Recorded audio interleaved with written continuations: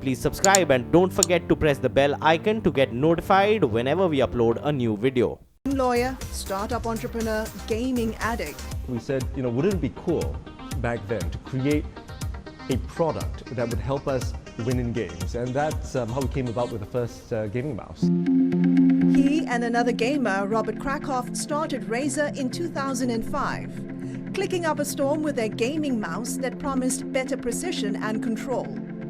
From 300 employees when we featured Tan 6 years ago, the company now staffs 1,000 people. Revenue is also said to have jumped from 100 million to nearly 400 million US dollars. We've moved on, we've expanded not just from hardware to a software platform. We are now providing services. We've built this entire Razer ecosystem, and it's been pretty cool.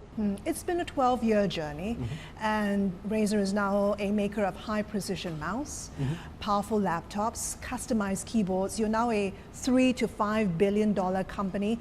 You're gearing up for listing. Absolutely. How's that coming along? Well, it's just part of the process, right? We look at going public as the first step in a much longer journey. And back in the early days, we were considered a bit of a niche, right? Gamers, I would meet investors and they would say, look, gaming, isn't that like a bit of a niche market? Isn't it kind of small? But today, gaming is just massive. There are 2.2 billion gamers out there in the world, and Razer is the leading lifestyle brand for all of us, right? And for gamers, by gamers, we've stayed true to our creed, we've stayed true to our motto. The IPO is the first step of a long, long journey for ourselves.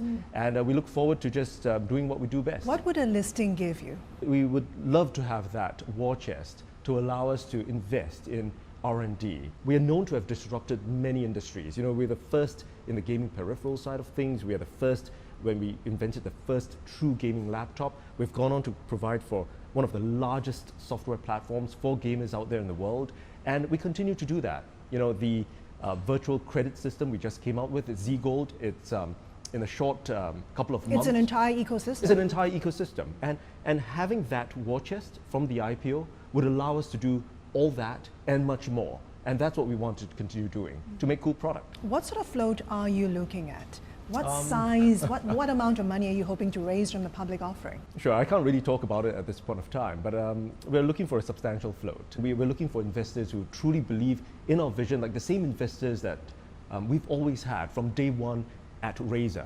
And we want to continue doing that, executing on our for gamers, by gamers motto for everyone in the world. You excited that finally you and your investors are going to get a big payout?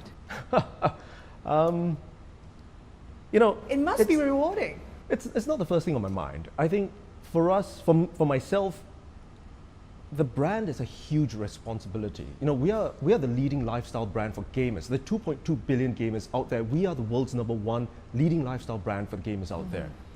And it's a huge responsibility. We've got gamers who tattoo the logos on themselves, right? We've got gamers who set up shrines to Razer, who talk about us, who evangelize us all the time. And it's because they believe that we will continue making phenomenal product, great software, kick-ass services for all of them. The payout, it's not the first thing on my mind. It's not even on my mind at all. But to be able to have the resources to do so much more, that's what we want to do. One of your key investors is Horizon Ventures, a venture fund linked to Hong Kong's Li Ka-shing. Yes. You've also entered into a partnership with a telco operator, 3 Group, which is also linked to the Hong Kong tycoon. Is that why you're choosing to list Razer in Hong Kong? There are very few people who actually know that we're one of the few American-based brands that have done incredibly well in China. And you'll see our products, our brand being listed as #1 on JD or #1 on Tmall. Every time they have the Double 11 Day and things like that. So because of our exposure to China and the fact that we also do incredibly well in the US and Europe, we felt that Hong Kong would be an ideal location to access pools of capital from both sides. And of course, with Mr. Lee's support, he's been an incredible investor in our work together with Hutchison, with the Hutchison Group and 3. It was just a natural kind of venue for ourselves with a strategic investor like Mr. Lee. Which part of the Chinese video gaming market are you going to capture? Do you want to capture? Well, I think it's not just the Chinese video gaming market, but the entire swath. I mean, in terms of categories, we do incredibly well in the PC market, for example, PC gaming, which is dominant in China, of course. We do very well in console, which is usually on the US and and European markets, not so much in China. And of course, the mobile market is something that we're excited about. Now, overarching this entire thing as part of our DNA at Razer, esports, is something that we have kind of pioneered many, many years ago. We continue to invest in it. We are probably the #1 brand in esports worldwide, and China, we're getting a huge amount of eyeballs just on esports alone. Let's talk about numbers, because right now Americas is your biggest market, contributing the bulk of your overall sales. It's about half of our sales. If you get your China strategy right, how much could China pull in for you in terms of revenue? Well, I think it's going to be a huge growth How huge? Geography for us. But to take a little bit of a step back, while China is growing incredibly fast, the rest of the markets are still growing at double digits, right? So while a lot of our focus at this point of time is what else can we do to do better in China at this point of time? What else can you do better in China? Well, I think in terms of localization, I think we can do a lot more. I think at this point of time, the vast majority of our software platform, the 35 million users, are outside of China right now. We would definitely want to grow our software base in China. Over and above, I think our services today, Z-Gold, the virtual credit system that we've got, it's primarily outside of China, and we'd love to find a local partner to work together. And I think finally, mobile gaming, it's getting massive everywhere. The US, Europe, in China, and we hope to have products, to serve the mobile gamer everywhere in the world. Just how challenging is it to nail the Chinese gamer? Do they have any peculiar habits? Gamers are different everywhere. The European gamer, for example, plays on a PC, with huge swipes. The Chinese gamer tends to be a little bit more precise, on a smaller surface. And we've realized it because in terms of the size of homes, I think that's made a bit of a difference. So that's one. And over and above, of course, genres of games. I think the kind of games that Chinese gamers are into are actually completely different from that of the US. Give me an example. Huge game at this point of time, 王者荣耀, right? That translates to Arena of Valor. That's a massive game in China. Yeah. So it's a huge mobile game. It's a multiplayer online battle arena kind of game in China. Does incredibly well in China. It's not out in the US or Europe as of yet. Are Chinese gamers more competitive? I think all gamers are competitive. So I'm not even going to answer that, because I'm going to get a whole bunch of gamers coming about and saying, oh, we American gamers are more competitive, we Chinese gamers are more competitive. Get onto any server where you get people from different countries, right, on a single server, and everyone is incredibly competitive. And that's the thing about Razer, and that's how we've kind of really started. We bring that competitive edge. All the top esports athletes in the world use Razer. Yeah. And that's good reason, right? The world's #1 League of Legends player, Faker, he uses Razer, and he's just, and he's a 3-time world champion. About, 4 weeks ago, one of our teams under Team Razer, Team Liquid, just swept the international. They took home $10.5 million. This is serious business. $10.5 million US, right? It's serious business. And how did they do it? With Razer, over and above. So that competitive edge, you talked about competition. That's what gamers live for. That's what we do, esports. Do they ever sleep? We do, we sleep, not much, but we do get some sleep, I think, over and above. And we are working on seeing how we can, at Razer, allow them more time to stay up and play more games. Your partnership with Li Ka-shing's 3 Group has given rise to expectations that you're going after the mobile gaming market. What exactly are you planning in this segment? What's in store? We've done a couple of moves in the mobile gaming market, and to be absolutely Is one of them transparent, coming up with a handset? Well, I think there's one of the hotly most rumored things about Razer is that we're coming up with a mobile device. And I can say that we are coming up with a mobile device specifically geared toward gamers and entertainment. When will it hit the market? We're hoping to have it come in the next, by the end of the year. So that's something we're working on. Well, you've made some acquisitions in the past couple of years. You've acquired gaming console maker Ouya. You've acquired sound tech company THX and a cloud-powered smartphone company called Nextbit. What else are you looking out there to strengthen Razer's position as a gaming powerhouse? Well, for ourselves at Razer, we tend to make acquisitions from a acqui-hire perspective, because the way that we do things is we want to find the best talent. We want to bring them in. We want to learn how to make products that we don't necessarily might have the engineering talent at that point of time. So, Nextbit was our move, I think, in terms of getting great talent. These were some of the founding team members of Android at Google. because we wanted to get a lot more engineering talent from a mobile gaming perspective. Ouya was the same thing. We wanted to get from a game store perspective to understand what else can we do for mobile gaming. And that's what we want to do, bring the best talent together, look at new categories or industries that we can disrupt. What else is missing that you would like to buy? I think on this front for ourselves, we're incredibly passionate about things like AI and in gaming. I think there's a lot more that we could do. We're looking at the future of Razer. You mentioned THX, and THX, for that matter, is one of the big three cinematic brands in the world. And the reason for that is that 10 years from now, we are seeing a huge evolution of what gaming or entertainment could be. Entertainment is going to be massive. It's going to be incredibly important for entertainment for everyone. So Razer is going to be an entertainment company? Well, we already are. I mean, given that gaming is probably the largest segment in entertainment, what else is left? There's movies and there's music. And one of the biggest Are you going brands, after those two segments? Well, with THX, today, the THX brand is already one of the biggest brands in the movies and the music segments, and we are rolling out certified screens, throughout China, in the US. We see convergence happening in the industries. We're seeing game content jumping onto movies. We're seeing movie content jumping onto games. We're seeing esports events beamed live to cinemas. People eating popcorn, watching that on giant screens. That convergence is what we believe is going to drive us for the next couple of years. Don't go away. More with Min-Liang, co-founder and CEO of Razer, in just a moment. I tweeted the Prime Minister, but... and he tweeted back. And he tweeted back, which is very cool. Managing Asia will be right back.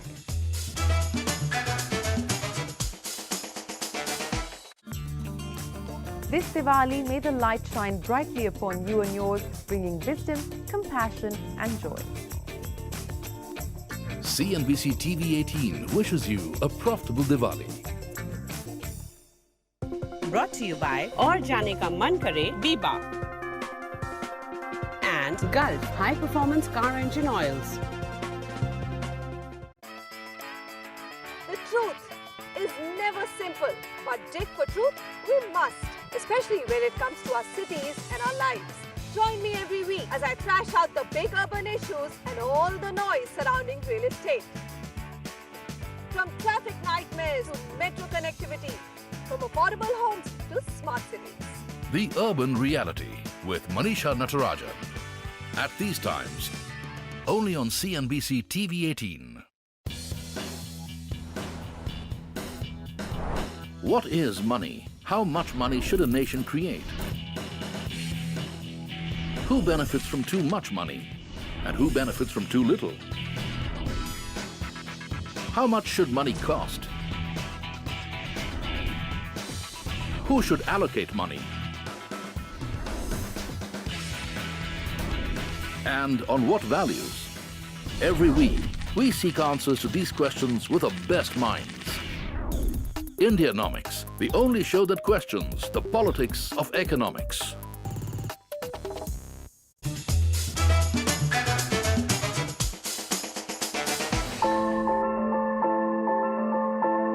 So it's one of the 3 R&D centers that we've got. We've got San Francisco, Singapore, and Taipei. Our engineers are always working on very cool stuff. We're the only company in the 50-year history of CES, for example, to win the Best of CES official show awards 7 years in a row. So what's the next cool stuff you're working on? You're asking a question that every single other person in the industry's been asking. I would say that gamers ourselves, we've been pushing tech for a long time, and I keep hearing the refrain. Like when we first entered the PC market, there hadn't been a new kind of PC brand for 15 years. We've been asking. I would say that gamers ourselves, we've been pushing tech for a long time, and I keep hearing the refrain. Like when we first entered the PC market, there hadn't been a new kind of PC brand for 15, 20 years. And everyone was telling me there is no more, it's all commoditized. There's no more innovation left in the PC. But what do? We created an entirely new segment, the fastest growing segment in the PC industry today, gaming laptops and mobile devices. Now, in the mobile side of things, we see massive amounts of disruption that we can create, massive amounts of innovation. As CEO, how involved do you get in a product design? Do you make it a point to test out every single product yourself? I think all CEOs should do that, right? I mean, I believe they do. I mean, I'm a gamer. I continue to play computer games. It's a nice excuse for me. What's to your say favorite? Right now, I'm playing a game called PlayerUnknown Battlegrounds. It's hilarious. It's a bunch of guys that jump in, and I could go on, but I play a lot of first-person shooters at this point of time, and yeah, I think for myself, I test all the products. I don't just test them. You enjoy testing them? I enjoy testing them. I mean, for good reason. But I get very involved in the design process. I work very closely with our ID, our mechanical, our EE engineers and stuff like that. And that's what I continue to do every single day. Last year you launched Z Ventures, a Yes. venture fund, a $30 million Z venture Ventures, Z fund. Ventures, yes. Yeah, aimed at IoT, robotics, gaming startups. Is it all about getting access to new ideas and technologies which you could otherwise deploy within Razer itself?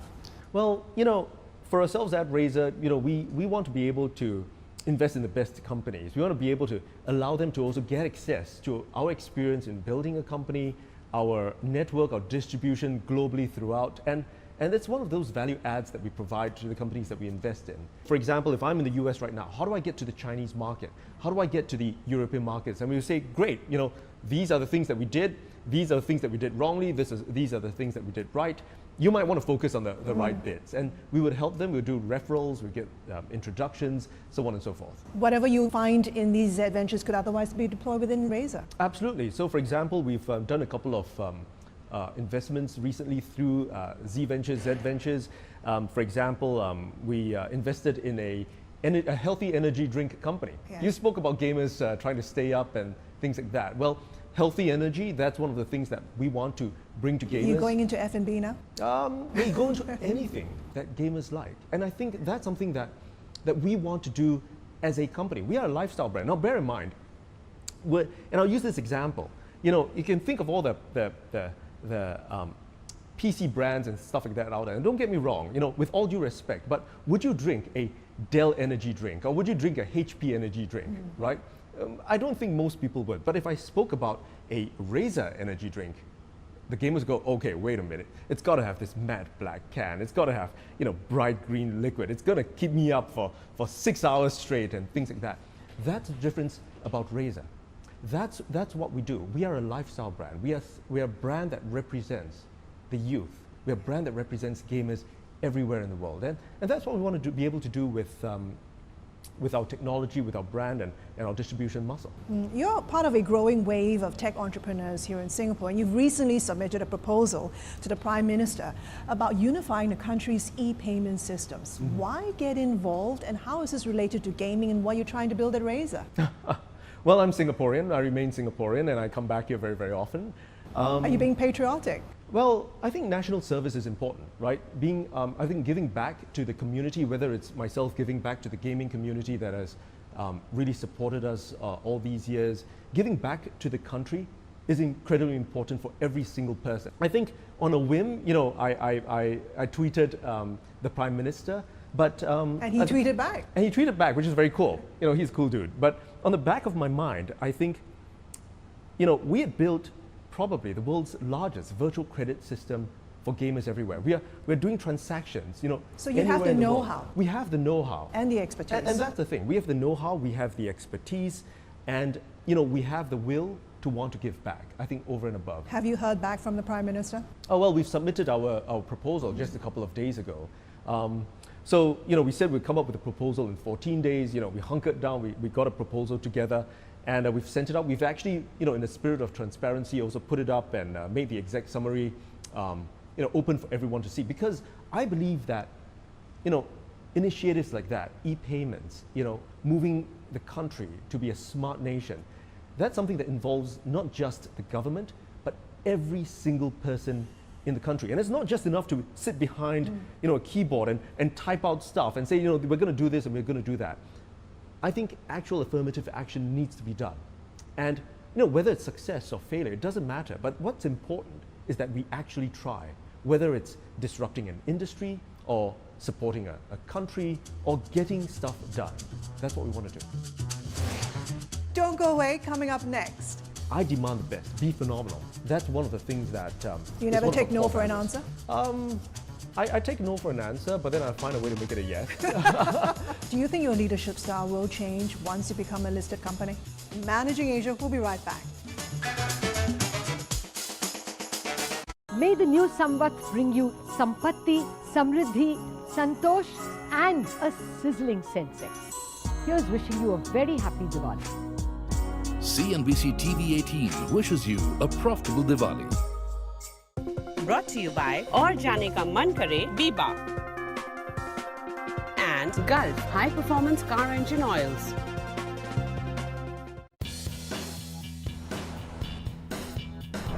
What is money? How much money should a nation create? Who benefits from too much money? And who benefits from too little? How much should money cost? Who should allocate money?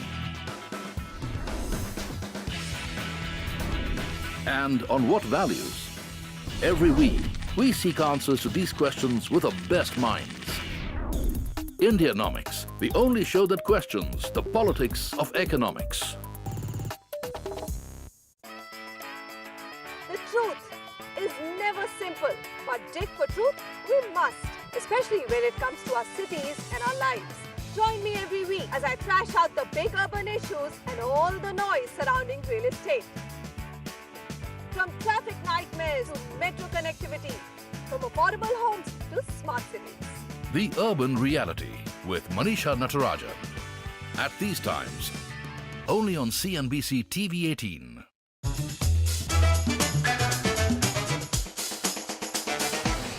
Let's talk about your background because you're born, bred, educated in Singapore. You come from a family of 4. Yes. Your father was a real estate consultant, your mother a housewife. Where did you get your entrepreneurial instinct from? I think a little bit of, primarily my parents, right? I think they were always pushing me to try new stuff, to do different things, and you know, and to be afraid, and not to be afraid to fail. I think that's one of the things that they said, just go out and do what you're passionate about. Now, there are a couple of things they expected from us to say, we expect you to do well in school, not to get into too much trouble, you know, over and above. But other than that, you know, it's a free-for-all. What did they say when you told them you're going to give up your career as a lawyer to get into gaming? What was their reaction? Do you remember? I don't really remember because... Or you choose not to remember? Well, I think I kind of started on it first without telling them about it. And I think by the time, you know, it was really too far down the path, I kind of mentioned it in passing. And just in passing? In passing. And Yeah. I think they were okay. I think from their perspective, it was all about supporting us and letting us do whatever we wanted to do. And they would, you know, they had a strong sense of responsibility to say, look, I'm going to get you to university, you're going to get a good degree, and then you're on your own. You can do anything you want to do, but I've done my part, so to speak. Well, over the years, you've had this list of angel investors who've become, in a way, mentors to you. What's the most valuable piece of advice you've received about building a great business? I think I would say that, yeah, I've been very blessed to get some of the best, I think, angel investors in the business, whether it's Mr. Koh Boon Hui, Mr. Lim Ka-ling, and many of them constantly give lots of advice. I don't think there's a single bit of advice that comes to mind, but there are many. For example, I remember being incredibly stressed out about management of my time, for example, and they would weigh in and say, look, you know, these are things that you should be able to do, or you should do at this point of time. And then that advice, I think the important part about it evolved too. You know, as the company evolved, as a company when we were a 20-man startup to today where we're close to 1,000, that advice still comes on, and it's one thing that I always listen to. What's your leadership and management style like? What is Tan Min-Liang like as the boss? I am pretty tough. I am pretty tough. How tough? I think when it comes to getting work done, you know, or getting the best work done, I think that's what I really demand. And it doesn't matter whether it's, you know, whether it's in engineering, logistics, administration. I demand the best. Be phenomenal. I think that's one of the things that. You never take no for an answer? I take no for an answer, but then I'll find a way to make it a yes. But being phenomenal, that's important. And I believe it's in every single person to be able to push themselves, not just to what they believe to be their very best, but beyond that. Do you think your leadership style will change once you become a listed company? I think my management style will change in the sense that today we are spread out everywhere in the world. I think in terms of making sure the right processes are put into place, corporate governance, so on and so forth, I think that's evolved, through the years. I mean, no longer can I yell at a person and say, get me the very best, when all of us are in a single room. And today we are 9 offices worldwide, in the US, Europe, and in Asia. But I think some of the core fundamentals remain the same. One of our core values is playing hard, playing fair. It's about being incredibly passionate about competing, but making sure that everything that we do is always done with the right legal, moral, ethical standards. I think things like that don't change in a company. And that's something that we'll continue to do. And finally, I know you're a very busy man, always traveling from the US to Asia. What does Tan Min-Liang do outside of work? I don't really do anything outside of work. And that's the challenge, right? I have absolutely no other passions besides gaming and Razer, for that matter, and both of which are pretty much the same. Is it true you haven't taken a holiday since 2009? Yeah, I have not. Every day, this is my ultimate holiday. I'm having fun every single day. Don't get me wrong, some days are a little tougher. Some days are easier, but it's like playing a computer game. There's always that next challenge ahead of you. And you run toward that challenge. You don't walk toward the challenge. You run toward the challenge, and after you're done with it, what's next? And that was Tan Min-Liang, gamer, co-founder and CEO at Razer. Hope you've enjoyed the program. Do catch us online at managingasia.cnbc.com for more exclusive leadership insights. Until next time, I'm Christine Tan. Thanks for watching.